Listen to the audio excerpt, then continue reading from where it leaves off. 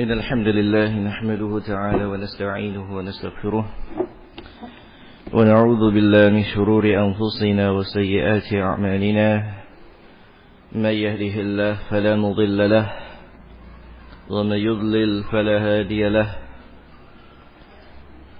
أشهد أن لا إله إلا الله وحده لا شريك له أشهد أن محمدا عبده ورسوله صلى الله عليه وعلى آله وصحبه والتابعين وتابع تابعين ومن تبعهم بإحسان إلى يوم الدين يا أيها الذين آمنوا اتقوا الله حق تقاته ولا تموتن إلا وأنتم مسلمون يا أيها الناس اتقوا ربكم الذي خلقكم من نفس واحدة وخلق منها زوجها وبث منهما رجالا كثيرا ونساء واتقوا الله الذي تساءلون به والأرحام إن الله كان عليكم رقيبا أما بعد فإن خير الكلام كلام الله وخير الهدي هدي محمد صلى الله عليه وعلى آله وسلم شر الأمور محدثاتها فإن كل محدثة بدعة وكل بدعة ضلالة وكل ضلالة في النار. معاشر المسلمين والمسلمات رحمني ورحمكمullah. Nah, masih kita membahas kitab Tuhfatul Mawlud bi Ahkamil Maulud, masih tentang pembahasan khitan. Sekarang masuk pada Al-Faslul Khamis, fasal yang kelima, yakni fi waqti wujubihi, mengenai waktu wajibnya khitan tersebut. Wa waqtuhu 'inda al-bulughi li'anna waqtu wujubil ibadati 'alaihi wa la yajibu qabla dhalik. Waktu jatuhnya wajib khitan adalah ketika dia baligh, dikarenakan itu adalah waktu wajibnya beribadah dan belum diwajibkan sebelum baligh. Wa fi sahih al-Bukhari min hadits Sa'id bin Jubair, dan di dalam hadis Sahih Bukhari dari hadis Sa'id bin Jubair, qala su'ila Ibnu Abbas radhiyallahu anhuma, ditanya Ibnu Abbas, mislu man anta hina qubida Rasulullah sallallahu alaihi wasallam, seumuran apa itu ketika Rasulullah meninggal dunia?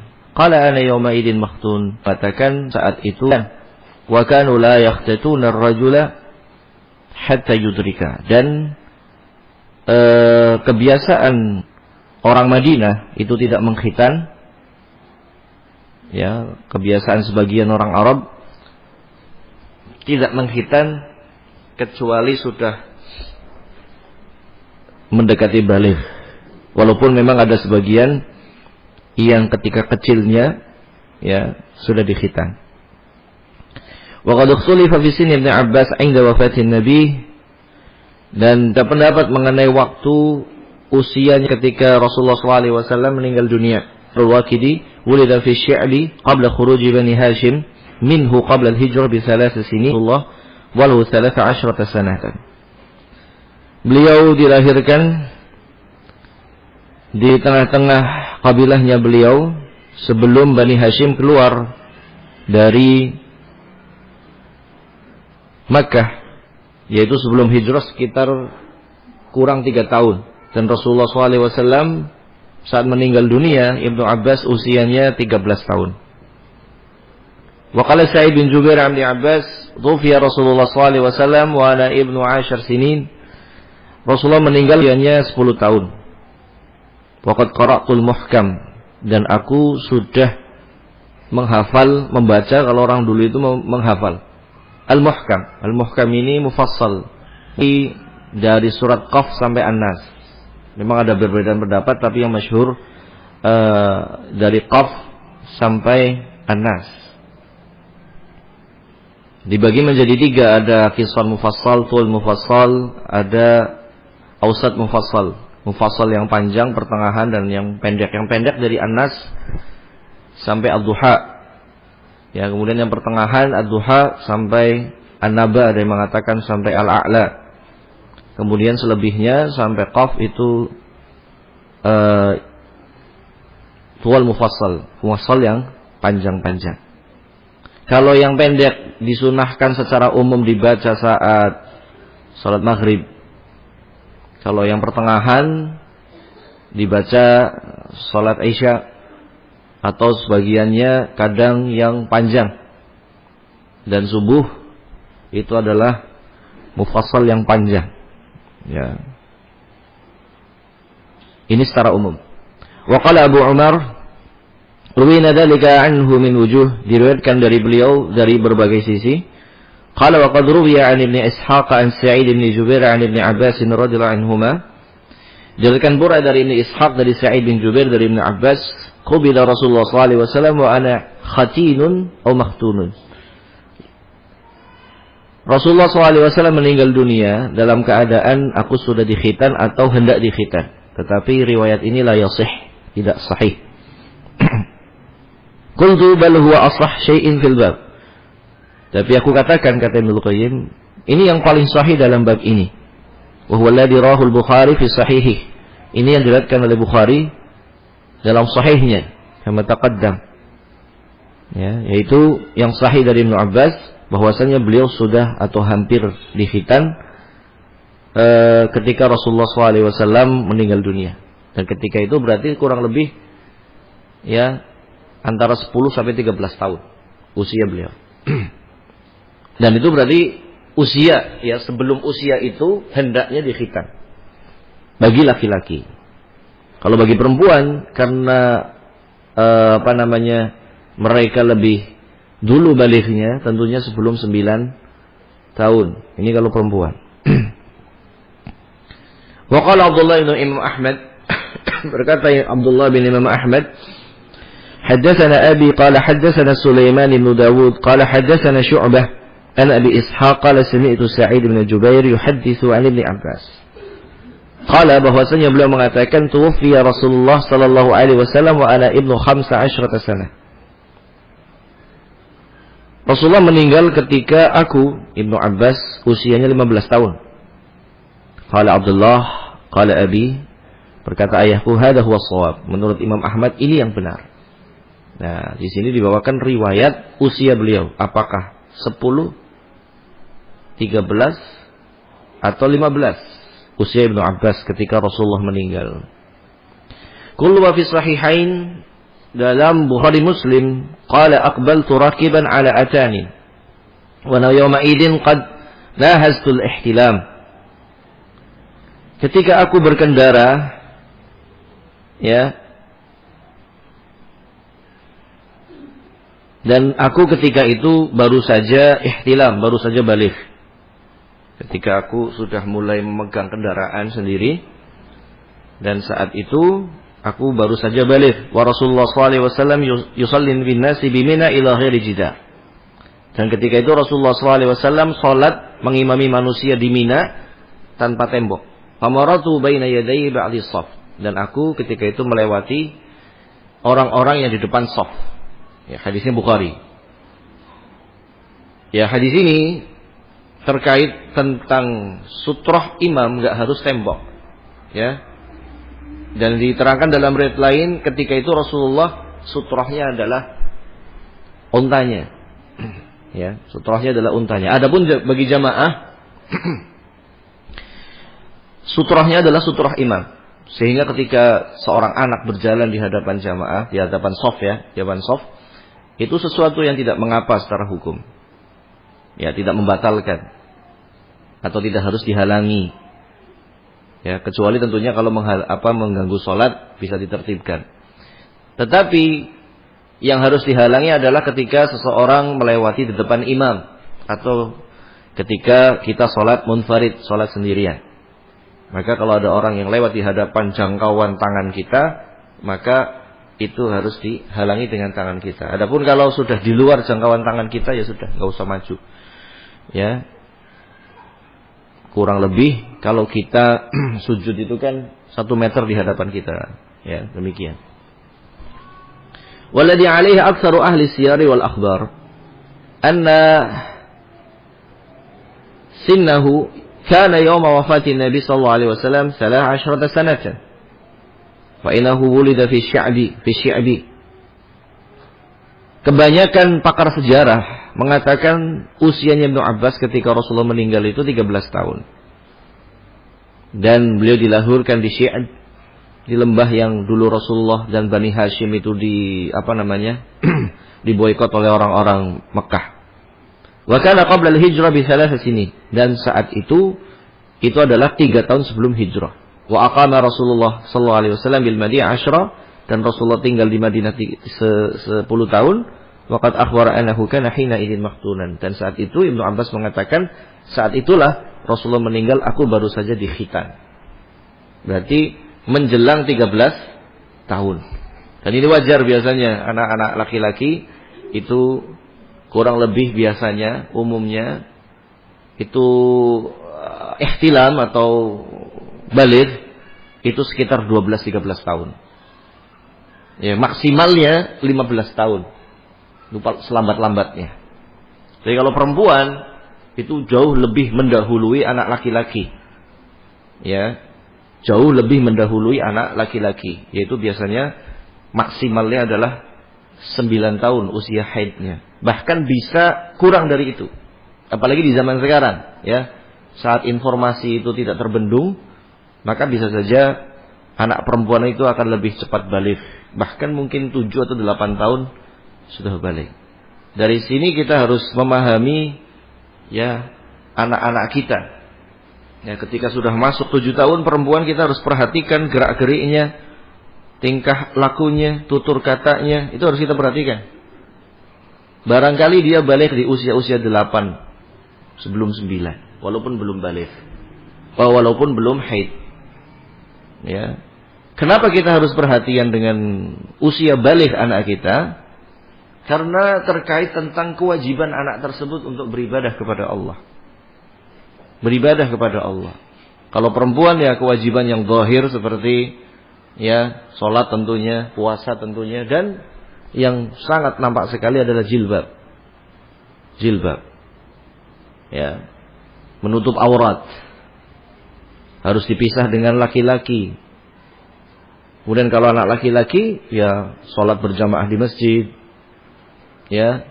Dan juga tentunya dipisah dengan perempuan. Qalu wala yajibu al-khitanu qabla al-bulugh. Para ulama mengatakan tidak wajib khitan atau belum wajib khitan kalau belum baligh. Li'anna as-sabiyya laysa ahlan liwujubil ibadatil muta'alliqah bil abdani. Karena anak-anak kecil itu belum diharuskan beribadah yang terkait dengan badan. Adapun perintah salat saat usia 7 tahun, muru auladahum bis shalah wa hum abna'us saba', itu adalah perintah latihan, ya, amrul li tahrim, li tamrin, untuk latihan. Wa madhannu bil jarhi alladhi warada ta'abbudu bih. Ya. Lalu bagaimana dengan sayatan luka yang terdapat perintah ibadah di dalamnya? Artinya ibadah yang seperti sholat saja yang lebih wajib belum, ya, belum diwajibkan. Ini sebagian ulama mengatakan demikian. ولا ينتقد هذا بالعدة التي تجب على الصغيرة فإنها لا مؤنة عليها فيها إنما هي مضيء الزمان. Dan tidak di sini tidak terkait tentang waktu yang wajib atas anak kecil perempuan. فإنها لا مؤنة عليها فيها. Ya, dikarenakan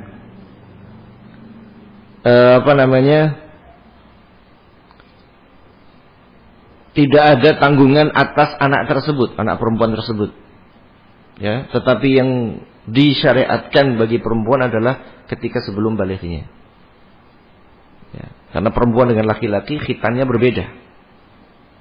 Ya, dan pendapat jumhur ulama wajib bagi laki-laki, sunnah bagi perempuan, sehingga kalau sudah baligh ya itu tidak ada beban bagi dia untuk mengkhitan, bagi perempuan maksudnya. Qalu idza balagha as-sabi huwa akhlaf aw martu ghairu makhtunah wala udhra lahuma alzamaha sultanu bih. Sebagian ulama mengatakan, ini ulama yang lain mengatakan, kalau anak laki-laki sudah baligh tapi masih aklaf, si aklaf itu belum khitan, awil mar'atu ghairu makhtunah, atau ketika seorang wanita sudah baligh tapi belum dikhitan, la udhra lahuma, tidak ada alasan bagi keduanya kecuali harus khitan. Alzamahuma sultanu bih, bahkan pemerintah wajib memaksa keduanya untuk berkhitan. Ini sebagian pendapat ulama. Enggak laki-laki, enggak perempuan, wajib khitan. Kalau tadi pendapat yang pertama apa? Khitan yang harus itu bagi laki-laki. Kalau sudah balik, sebelum balik harus. Kalau sudah balik, paksa. Kalau perempuan, kalau sudah terlanjur, enggak usah dipaksa.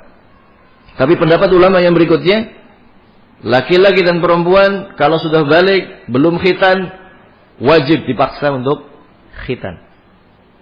Wa indi, dan di sisiku menurut Ibnu Qayyim rahimahullah, annahu yajibu 'ala al-wali ay yakhtanna as-sabiyya qabla al-bulughi bihaythu yablughu makhtunan fa inna dhalika mimma la yatimmu al-wajibu illa bih.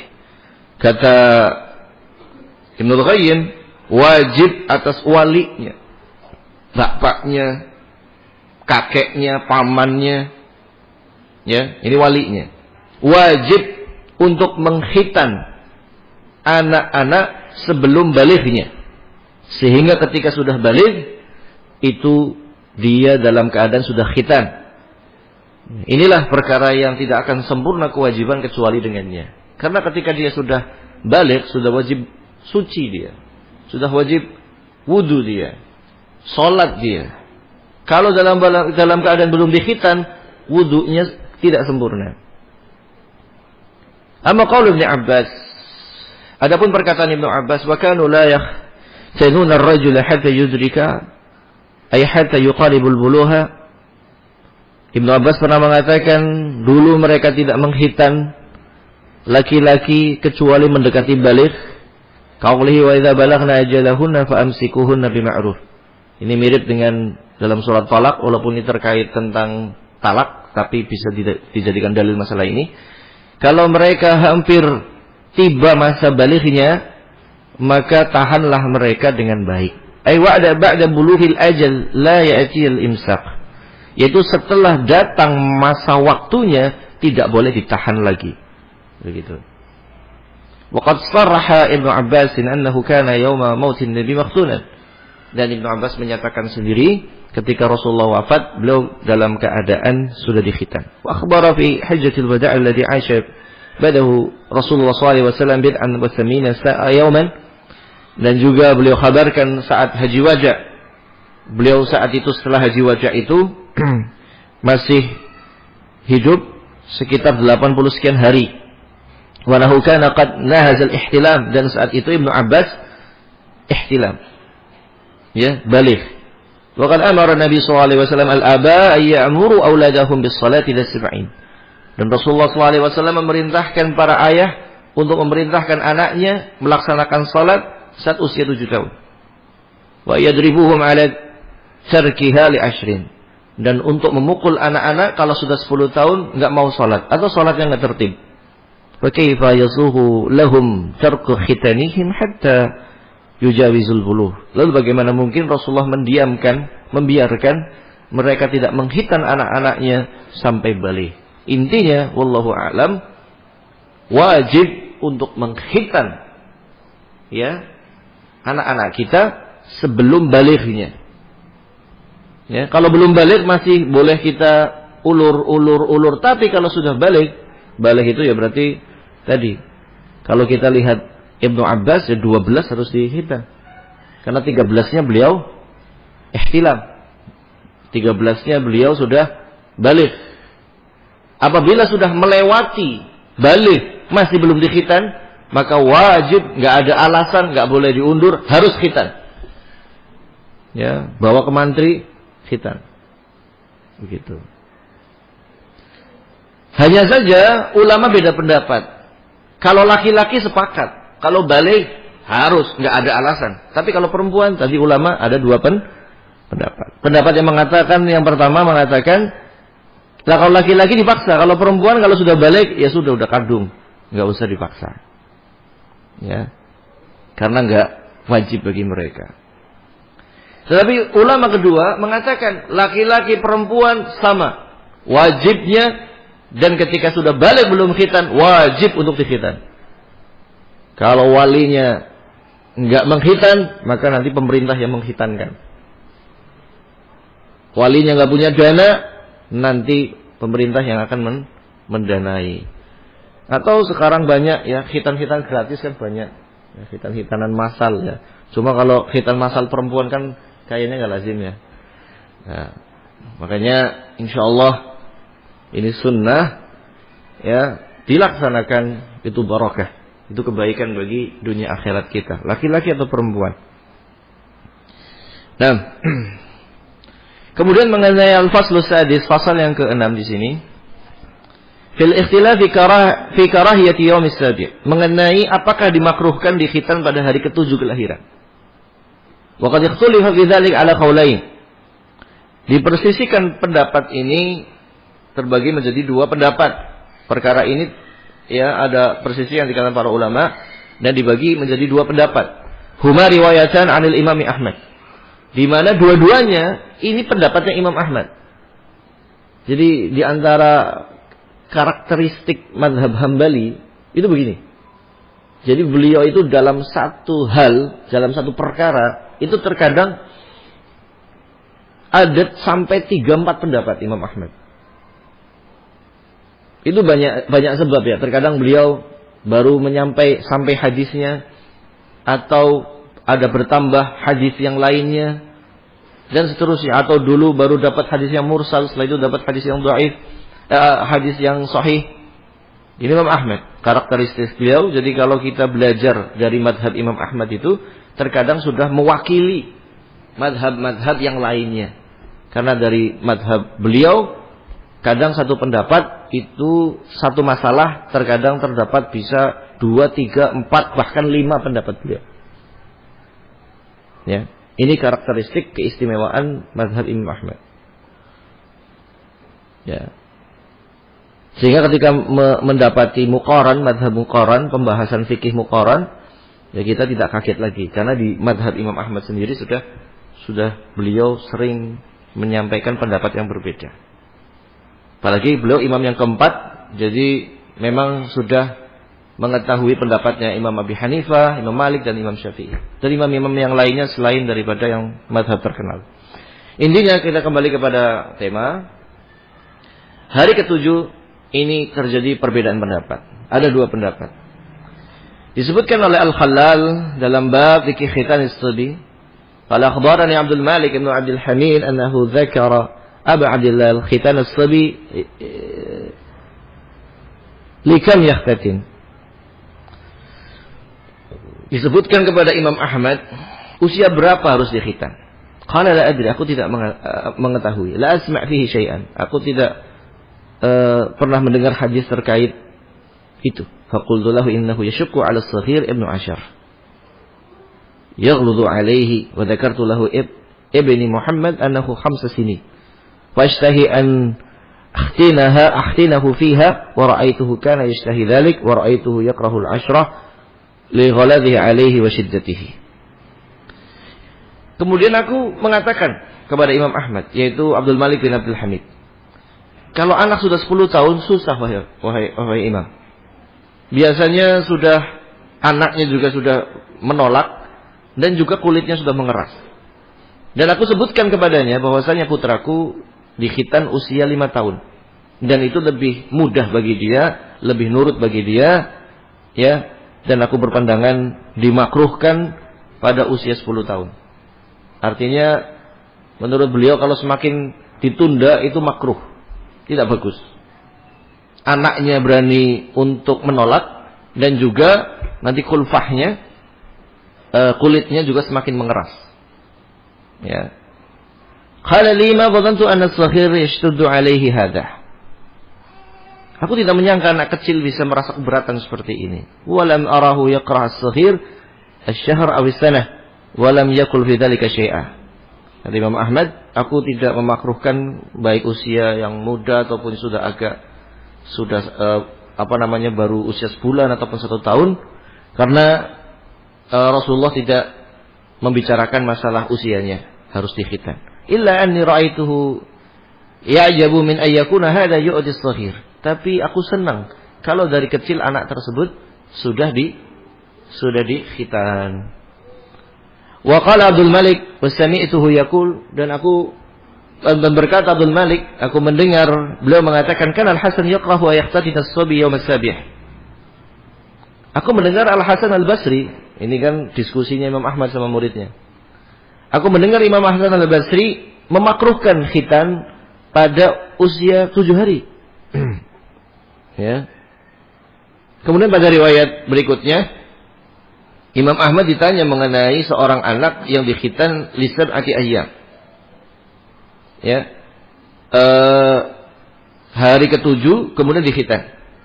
Fakarihahu, beliau memakruhkannya dan beliau mengatakan hadza fi'lul yahud. Ini mirip seperti yang dilakukan oleh orang Yahudi.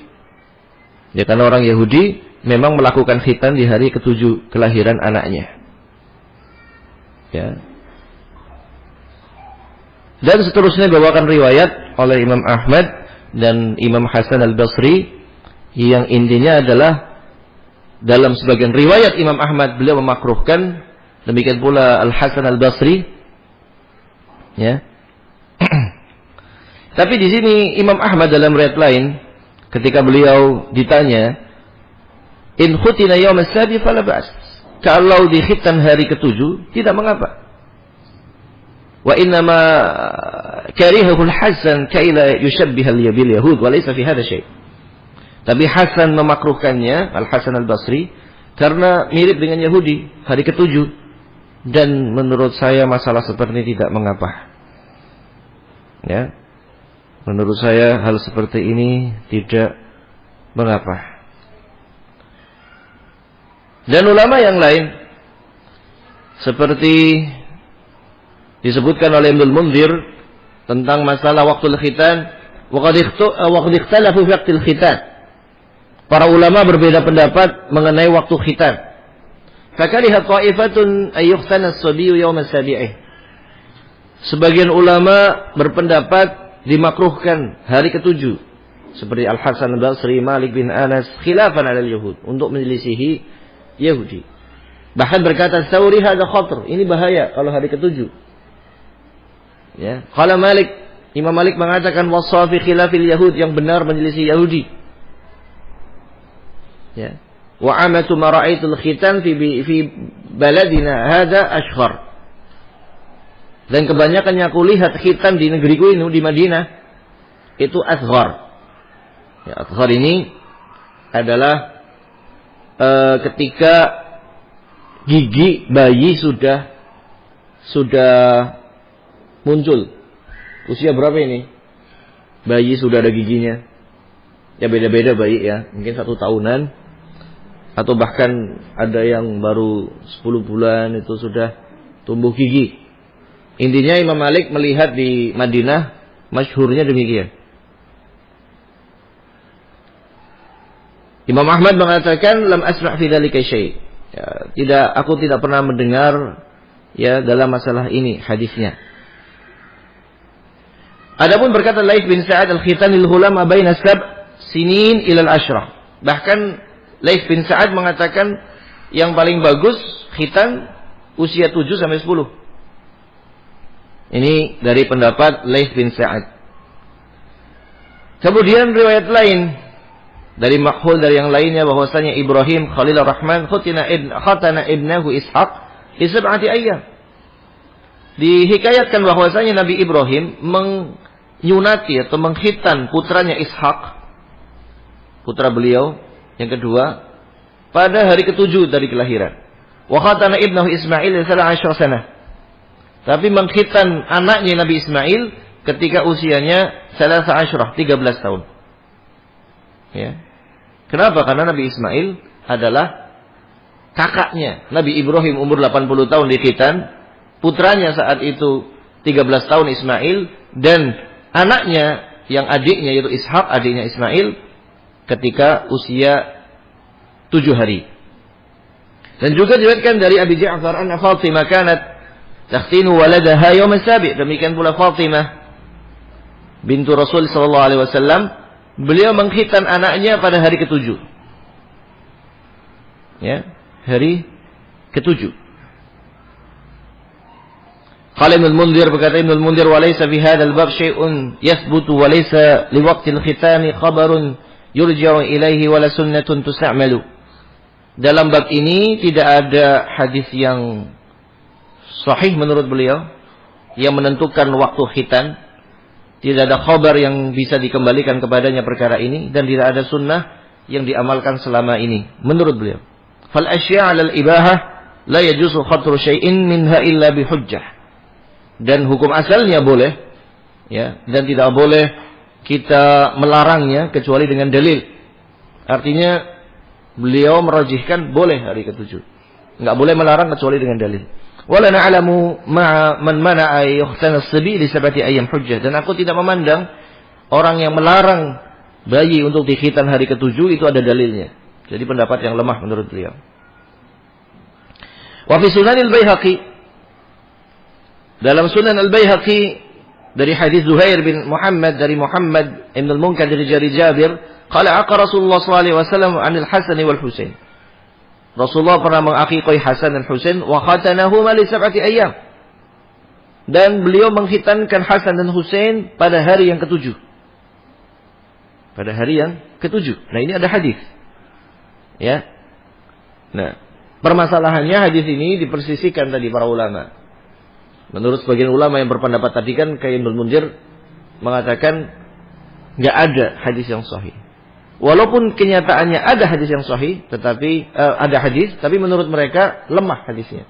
Walaupun riwayat ini dihasankan oleh Syekh Al-Albani rahimahullah taala, sehingga kalau kita mengikuti pendapat yang dihasankan hadis ini oleh Syekh Al-Albani, maka selesailah bahwasanya justru hari ke-7 adalah sunnah.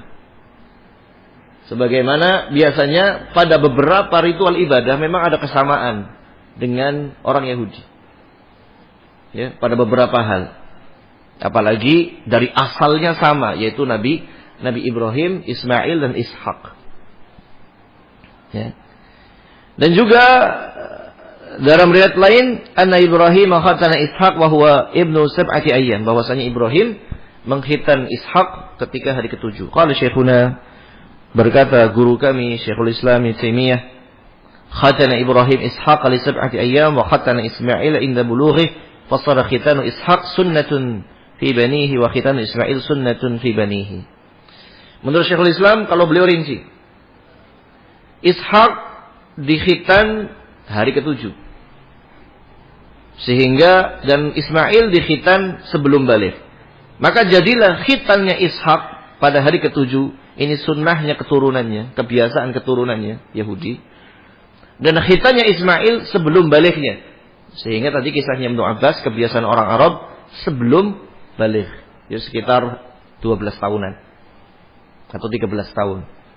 Tetapi kalau memang riwayat dari Rasulullah itu Hasan, bahwasanya beliau mengkhitan Hasan dan Husain pada hari ke-7 dari kelahirannya, maka itu pun sesuatu yang sunnah pula. Intinya hari ke-7 adalah sunnah, dan sebelum balik itu wajib batas maksimalnya. Demikian, semoga bermanfaat. Nah, ini tentang masalah hukum kita. Nah, ya kita harus sabar memang dalam membahas sebuah kitab. Ya, kadang mungkin sebagian taklim kok bahasnya khitan terus. Ya memang babnya lagi khitan terus. Ini berapa pertemuan kan khitan terus nih. Ya sabar, itulah bahas kitab. Berbeda dengan tematik ya, yang mungkin kita bisa tentukan judulnya sesuai dengan tema-tema yang kita inginkan. Tetapi kalau membahas kitab memang harus bersabar mengikuti alur kitab tersebut. Tapi nikmat membahas kitab itu. Nanti insya Allah ya kalau khitan selesai, ini sebentar lagi, mungkin beberapa pertemuan, 2-3 pertemuan lagi. selesai khitan itu, 2-3 pertemuan selesai. Setelah itu nanti tentang masalah apa namanya,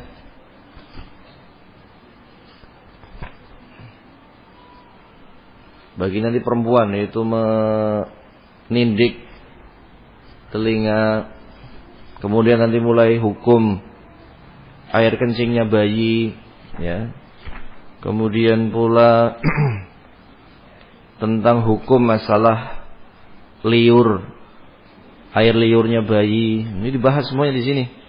Hukum menggendong anak ketika sholat, hukum mencium anak kecil. Nah setelah itu nanti tentang tarbiyatul aulad. Nah ini mungkin yang penting, sangat penting justru ya, karena ini merupakan masa depan mereka, yaitu mendidik mereka. Subhanallah. Fadhal, kalau ada pertanyaan silahkan sambil menunggu waktu selesai.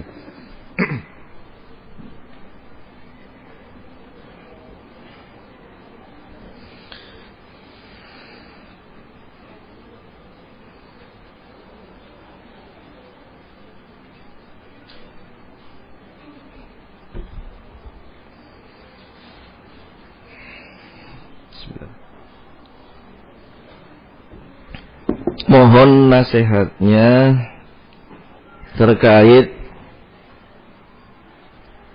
ummahat yang tidak taklim karena merasa ummahat lain cuek-cuek ya. Iya, yang pertama harus kembali kepada niat awal kita. Kita taklim itu nyarinya apa? Kalau kita nyarinya teman, ya nanti akan dia ketika nggak dapat teman, nggak taklim lagi dia. Tapi kalau dia taklimnya karena Allah, karena ibadah, karena ingin mengangkat kejahilan dalam diri dia, atau ingin bisa menyampaikan ilmu sehingga pahalanya mengalir,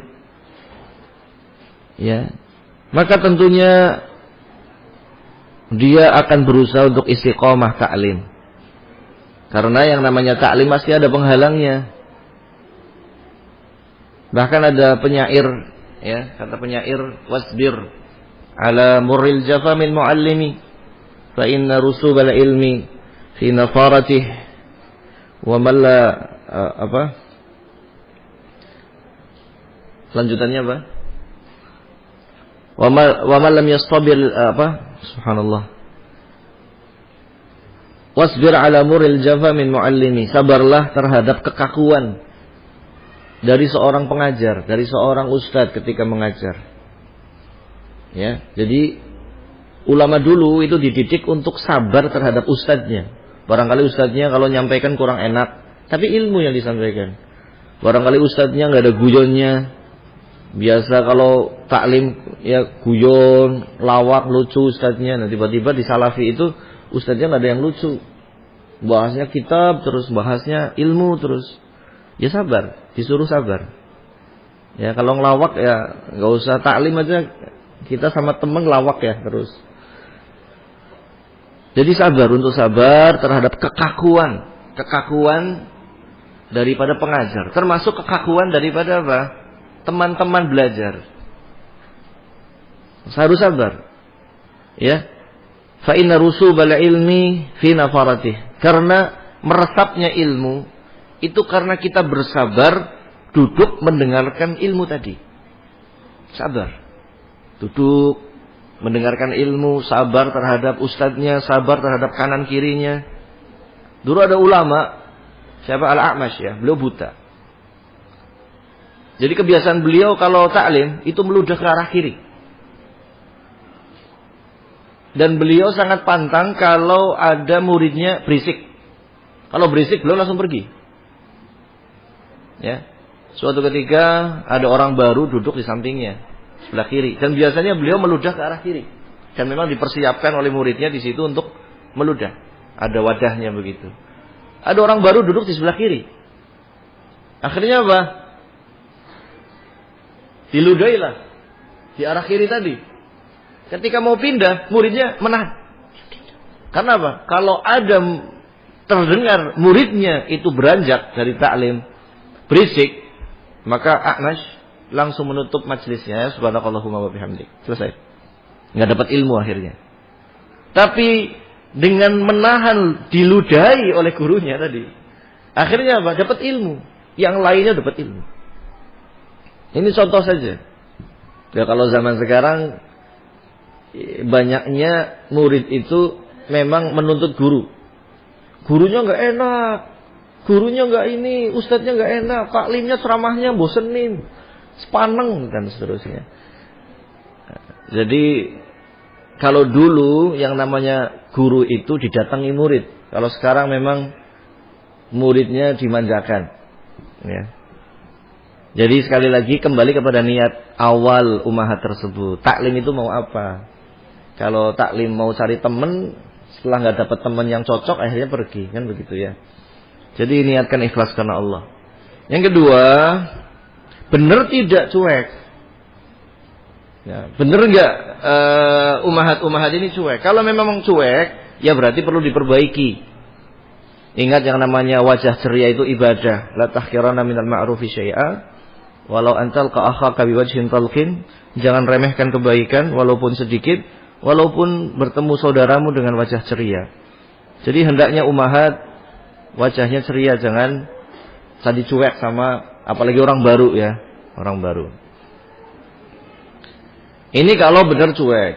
Terkadang ada pula, mungkin bukan cuek ya, tetapi orang tadi mungkin baperan, terlalu berperasaan. Jadi ketika masuk lingkungan baru, kok orang pada diem semua ya? Yang belum kenal ya diem. Rata-rata orang kan begitu. Ya. Nanti giliran disenyumi, itu orang kok senyum-senyum sendiri, ada apa? Nah, jadi memang susah kalau orang baperan, orang-orang yang serba berprasangka buruk, itu akan susah. Ya. Nah, solusinya bagaimana? Ikhlaskan niat Anda, taklim, ya, mengharapkan wajah Allah. Alasan itu bisa 1000 macam alasan. Ya, kalau ada orang tidak taklim, itu kalau ditanya alasannya, kenapa kamu nggak taklim? Alasannya apa? 1000 macam alasan bisa diutarakan. Nah, caranya kalau mengajak orang taklim jangan ditanya alasannya, kenapa kamu nggak taklim sih? Nggak usah. Ini ada taklim, yuk hadir yuk. Gitu saja. Kalau nggak nyampaikan alasannya, barakallahu fiik, yasarakallah, semoga Allah memudahkan urusanmu. Wafaqakallah, semoga Allah memberikan taufik kepadamu. Ya sudah. Yang penting disampaikan. Ya, dan jangan jadi orang yang terlalu berperasaan. Ya, itu sangat menyakitkan.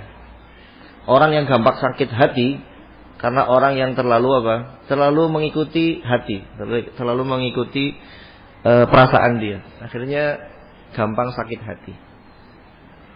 Kan yang rugi dia nggak taklim kan? Ya. Jangan sampai, oh ada fulan, saya nggak mau taklim. Jangan demikian. Ada lagi, silakan.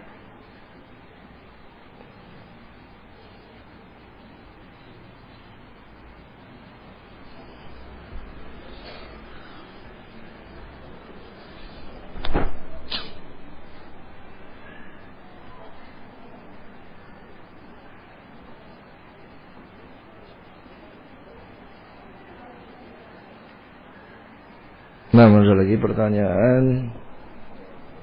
Bagaimana umahat yang tidak mau taklim dengan alasan tidak wajib, yang wajib itu ngurusin rumah tangga? Oh gitu. Iya, memang. Ya, tentunya yang wajib adalah taat pada suami, ngurusi rumah tangga, dan tanggung jawab suami untuk ngajarin istri. Taklim. Kalau istrinya belum bisa ngaji, ya diajarin ngaji. Kalau istrinya belum tahu fikih, ya diajari fikih. Ya, kalau istrinya belum tahu hukum ini dan hukum itu, ya suaminya yang ngajari. Ya, kalau itu terpenuhi di rumah, ya monggo-monggo saja. Ya, kalau tidak mau hadir. Tetapi sebenarnya itu biasanya itu semacam alasan saja. Intinya malas untuk datang majelis taklim, tetapi ya alasannya tadi lah. Ya, jangan dibenturkan.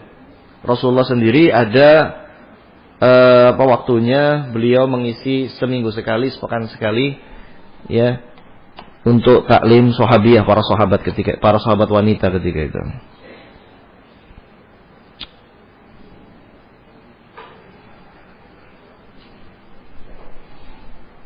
Bagaimanakah pembagian harta waris peninggalan seorang suami?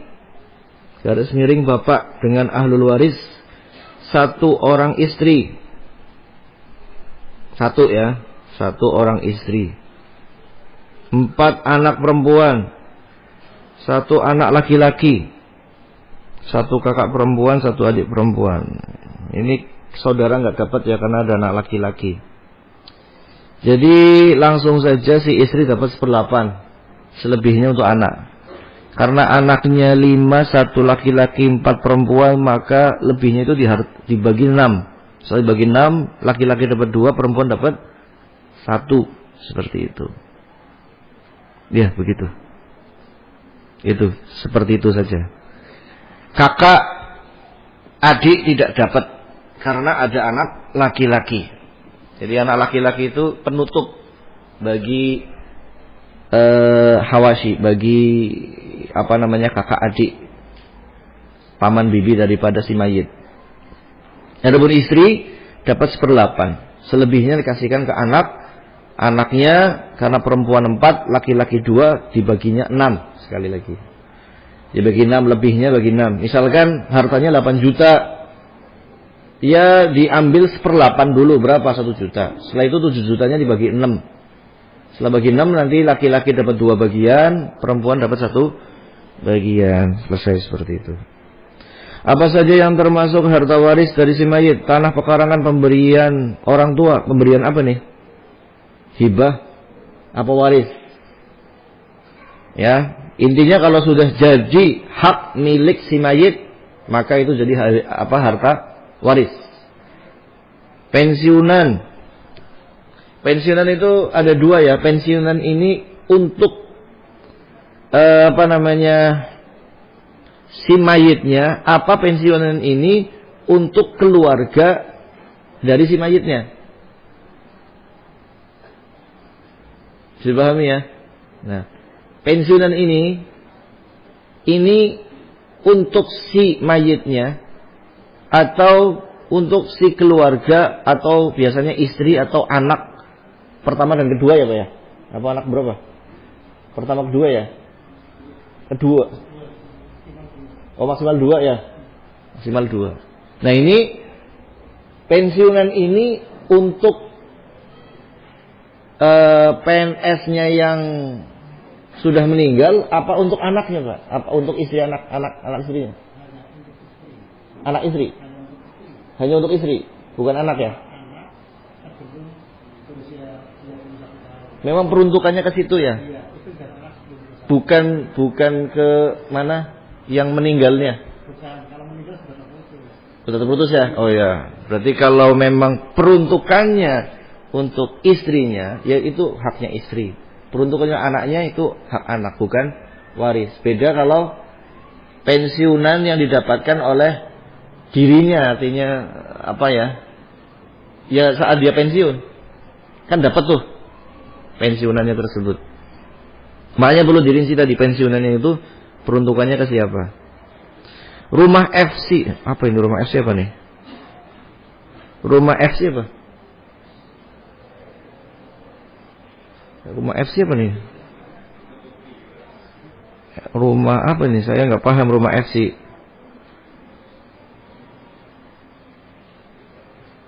Rumah Anda nggak tahu ya rumah FC? Pekarangan tempat tinggal ya, pekarangan. Kalau milik dari si mayit maka itu diwariskan.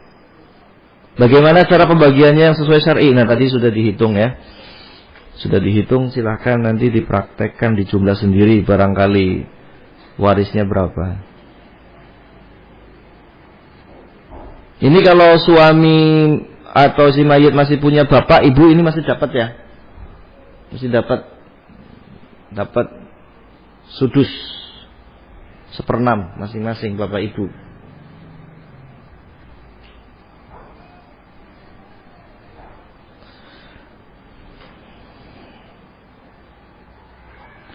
Izin bertanya, pengobatan terapi dengan biji-bijian dan tanpa biji itu asalnya dari mana? Dan hukumnya bagaimana? Dan bolehkan jadikan profesi untuk mengais rezeki? Anak nggak tahu maksudnya ini. Maksudnya biji-bijian gimana? Maksudnya diminum apa di mana? Anak nggak paham ya. Terapi dengan biji-bijian dan tanpa biji itu asalnya dari mana? Ya anak nggak tahu ya. Ada yang tahu terapi biji-bijian? Anak nggak tahu nih.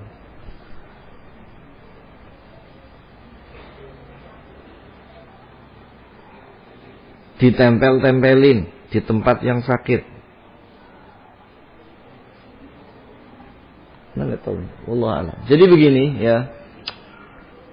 Pengobatan ini ya. Ada dua cara untuk tahu kita itu obat. Yang pertama dengan dalil. Dalil itu adalah obat. Ya seperti bekam, seperti madu, ya kan jelas ada dalilnya lah begitu ya. Jelas. Enggak usah dibuktikan itu kita terkait iman, itu obat. Atau baca Quran itu obat. Yang kedua yang dibuktikan secara medis atau memang dibuktikan secara ilmu pengetahuan yang turun-temurun lah. Kalau secara medis ya dengan penelitian lab begitu ya, obat-obat kimia, atau dengan ilmu yang turun-menurun yang memang dipertanggungjawabkan itu sudah ma'ruf, sudah masyhur menjadi sebab akibat. Ya misalkan kalau kita kena penyakit liver, obatnya pakainya apa? Apa namanya? Temuireng ya gitu. Atau kalau kita apa lagi? Panuen pakai lengkuas misalkan. Terus apa lagi? Kalau sakit gigi pakainya cengkeh misalkan. Itu kan sesuatu yang memang masyhur, ma'ruf ya di kalangan apa namanya? Yang bisa dipertanggungjawabkan secara medis ataupun memang secara disiplin ilmu. Adapun kalau tidak bisa dipertanggungjawabkan hanya sebuah klaim-klaim semata, itu lebih baik kita hati-hati, dijauhi. Seperti saya dulu pernah ditanya tentang masalah apa namanya kalung gelang magnet. Ini katanya menyerap energi negatif. Enggak paham apa maksudnya energi negatif itu apa, positif juga apa, saya nggak paham. Tapi yang jelas ditanya nggak bisa dipertanggungjawabkan. Yang khawatirnya anak itu nanti masuknya ke tamaim jiwalah, ya menggantungkan sesuatu benda, berkeyakinan itu akan menyingkirkan apa? Menyingkirkan bala, menyingkirkan penyakit. Dalam keadaan nggak ada hubungannya. Ya, pakai kalung, pakai gelang, itu kan yang dibahas dalam kitab tauhid kan itu.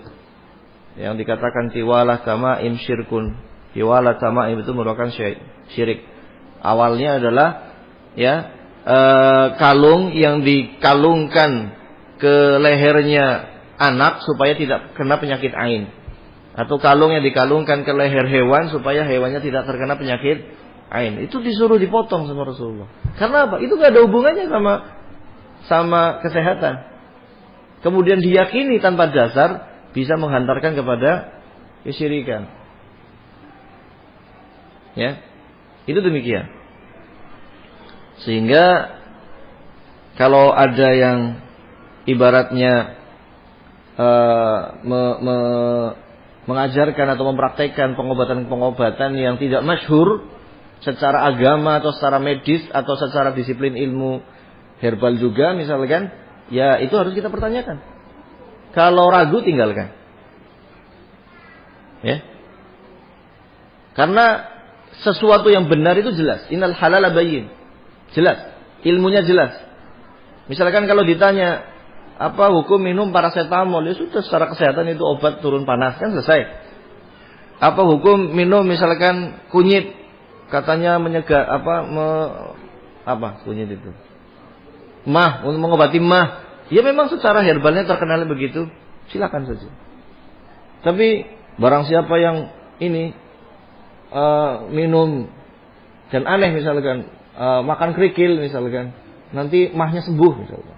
Kan aneh ya, sesuatu yang aneh, sesuatu yang nggak lazim, nggak masyhur, nggak dikenal dalam dunia kesehatan, baik yang modern ataupun tradisional. Ya kita mendingan hati-hati. Pertama, hati-hati dengan badan kita, dan hati-hati dengan keyakinan kita. Jangan sampai kayak tadi, magnet bisa menghilangkan dan mencegah penyakit. Itu kan persis keyakinannya seperti orang-orang pakai giok. Pakai giok menangkal penyakit. Kalau ditarik ulur lagi, itu mirip dengan apa? Kebiasaan orang jahiliyah tadi. Pakai gelang, oh kalau ada gelang ini, penyakit nggak datang. Kan begitu. Nah oleh karena itu, silahkan, ya Anda sendiri tidak tahu, harus terang. Tetapi kalau jenis pengobatan tersebut tidak masyhur, tolong ditanyakan keabsahan atau kebenaran daripada ilmu tersebut atau tata cara tersebut. Ya.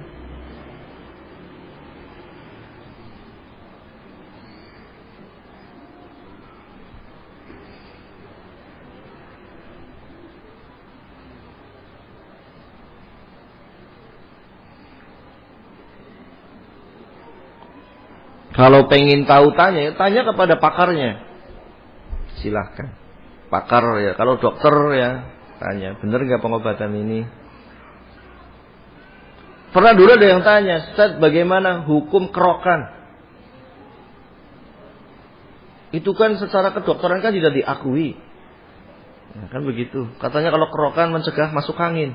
Ya sudah dicoba saja, kan sudah masyhur di masyarakat, khususnya di Indonesia, kerokan ya menghilangkan masuk angin. Ya sudah. Ya, sekarang hukum asalnya mubah-mubah saja. Ada kaitannya. Tapi kalau kayak tadi, Anda kurang paham bagaimana menempelkan kerikil kemudian penyakit jadi sembuh, Anda kurang paham gimana tata caranya, dari mana, wallahu taala alam. Yang jelas hati-hatilah kepada badan Anda dan lebih hati-hatilah terhadap agama Anda. Ya, demikian. Jangan sampai meyakini sesuatu yang bukan sebab diyakini sebagai sebab. Hanya sebatas keyakinan semata, itu tidak, ya. Wallahu taala alam bisawab. Jadi karena sudah jam 10, alafu minkum, pertanyaan yang berikutnya mungkin ditanyakan lagi pada pekan berikutnya. Subhanakallahumma rabbana wa bihamdik, asyhadu an la ilaha illa anta, astaghfiruka wa atubu ilaik. Wassalamualaikum warahmatullahi wabarakatuh.